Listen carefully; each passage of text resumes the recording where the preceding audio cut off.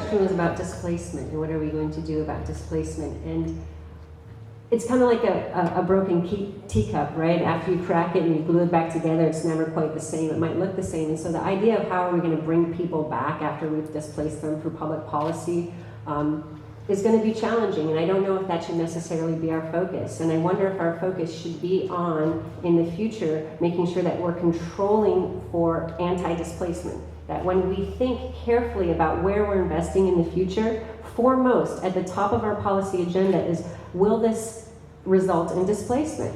What they've done in places in Los Angeles where they're making major transportation investments is they've moved anti-displacement measures to the top of the policy priorities. And I think that's the first thing that we need to do when we make any investments in Portland in the future, especially with infrastructure, with transit and transit-oriented development and public housing.